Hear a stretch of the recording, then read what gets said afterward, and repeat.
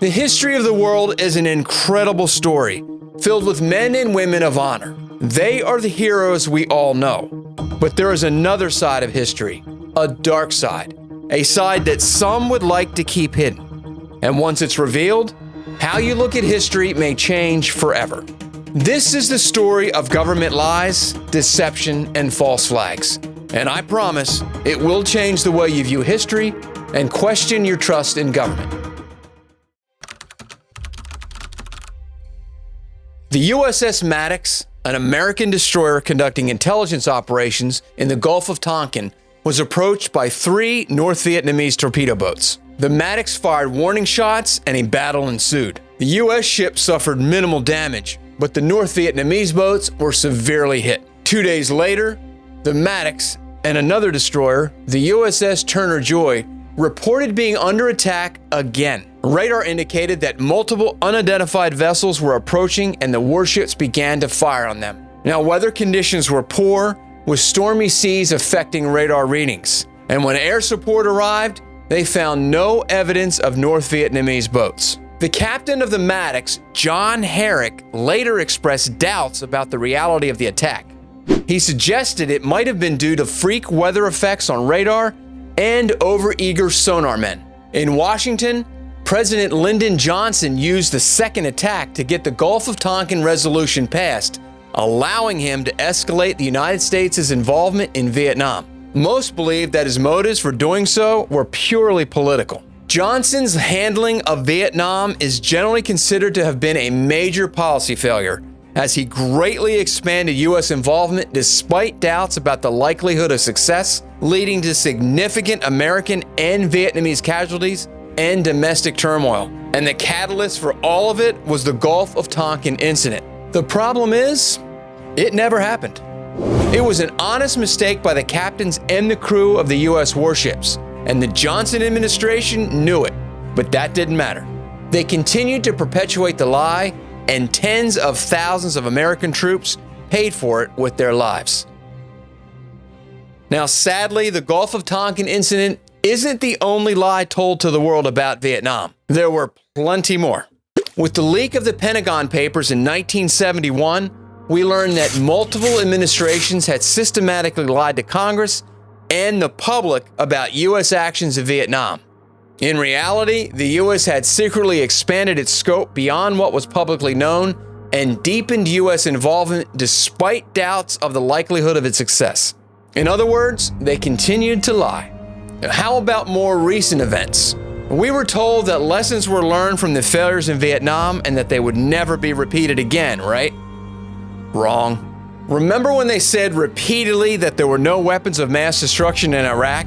Or that the U.S. government wasn't spying on its own citizens by collecting bulk phone records, collecting data from various tech companies, or illegally conducting widespread hacking operations? Or how about that we just need 2 weeks to stop the spread? Yeah, those were all lies too. And one of the most appalling lies the government told was during the Tuskegee syphilis experiment. And the lie was perpetuated for decades. Here's how it went down. In 1932, a study by the U.S. Public Health Service began with the objective of observing the natural progression of untreated syphilis in black men. 600 men from Macon County, Alabama participated, 399 with syphilis and 201 without. And participants were not informed that they had syphilis. They were told instead that they were being treated for bad blood. And of course, the men were not given informed consent about the true nature of the study, and even after penicillin became the standard treatment for syphilis in 1947, it was deliberately withheld from the participants. The study continued for 40 years until it was exposed by the press in 1972. And by the time it was, at least 28 men died directly from syphilis, 100 died from related complications, 40 wives were infected, and 19 children were born with congenital syphilis. Now let me say that again.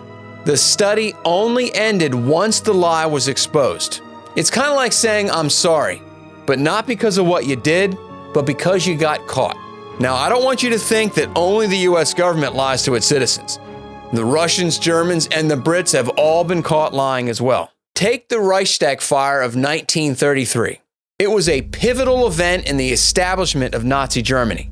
It resulted in the signing of the Reichstag fire decree by President Paul von Hindenburg at the urging of Hitler. The decree suspended civil liberties and allowed the Nazi government to arrest political opponents, primarily communists, which contributed to the rise of the Nazis and Hitler. The problem was, the fire was almost certainly set by the Nazis themselves, so they could blame the communists as a pretext to seize power. That wouldn't be the last time a false flag was carried out by the Nazis. In 1939, they staged a fake attack on a German radio station and blamed it on Poland to justify invading them, which ultimately started World War II, and millions would die as a result.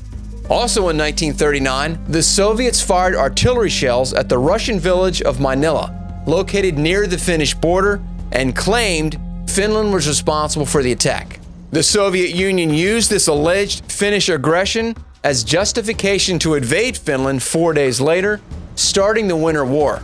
And later evidence and admissions by Russian officials confirmed it was a staged incident by the Soviet Union to fabricate a justification for war. Many times, the illegal actions by governments can have decades-long negative consequences. Take the Iran coup of 1953. It was actually an operation carried out by the CIA and British intelligence to overthrow Iran's democratically elected Prime Minister, Mohammad Mossadegh. During the operation, the CIA carried out bombings and attacks on mosques and public figures, which were then blamed on Iran's communists loyal to Mossadegh's government to undermine public support for him. The CIA and British intelligence orchestrated a massive propaganda effort to discredit him, spreading false information through Iran media outlets that they controlled or influenced. Key Iranian officials, military officers, and religious leaders were bribed to turn against a democratically elected president. The CIA organized and funded anti-Mossadegh protests to create the appearance of widespread opposition to his government, and the list goes on. The result of the operation was the installation of Shah Mohammad Reza Pahlavi, generally referred to as the Shah of Iran. He and his authoritarian government remained in power and a puppet of the West until he was overthrown in 1979 during the Iranian Revolution, the result of which served to destabilize the region and provide justification for theocratic rule in Iran, which continues to this day. I thought election interference was bad. Maybe that was just another lie told by the government. Now, of course, many of these lies and false flags have never been admitted to by our governments. And we really don't need them to, because the evidence for the deceptions are pretty strong. And one false flag operation that is without dispute is Operation Northwoods. Thankfully, it was never executed, but it does go to show just how nefarious some in the government can be. Operation Northwoods was a proposed false flag operation developed by the U.S. Department of Defense and the Joint Chiefs of Staff in 1962. It was designed to create a pretext for a U.S. military invasion of Cuba to overthrow Fidel Castro's government. The plan contained several false flag scenarios that included staging hijackings or shoot-downs of civilian aircraft, the sinking of a U.S. ship near Cuba, orchestrating terrorist attacks in U.S. cities, sinking a boat of Cuban refugees, staging attacks by alleged Cuban infiltrators in the U.S., and orchestrating violence against Cuban immigrants in Miami and D.C. These actions would be blamed on Cuba to generate public and international support for a war against them. And although the plan was approved by the Joint Chiefs of Staff, it was ultimately rejected by President John F. Kennedy. The existence of Operation Northwoods was revealed in the 1990s when documents were declassified as part of the JFK Assassination Records Review Board. When it comes to government lies and deception, there is enough material to make a video that is several hours long. The tactic of lying to its people and to the world has been in use since forever. One of the earliest examples is Nero burning Rome and blaming it on Christians in the year 64 AD. It resulted in the first major persecution of Christians.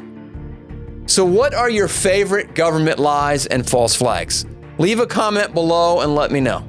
But before you go, let's see if we can restore our faith in humanity, at least a little bit. Everybody loves the story of a war hero, someone who risks life and limb to save a buddy or to ensure the success of a mission. Now, there are war heroes that we've all heard of because of TV and movies. But for every war hero you know, there are dozens more you've never heard of. And their stories are every bit as fantastic as the ones you know. So I've compiled a list of 10 legends of war that nobody's heard of. To hear them, click the screen now. And until next time, I'm Dennis Gill for Revealing History.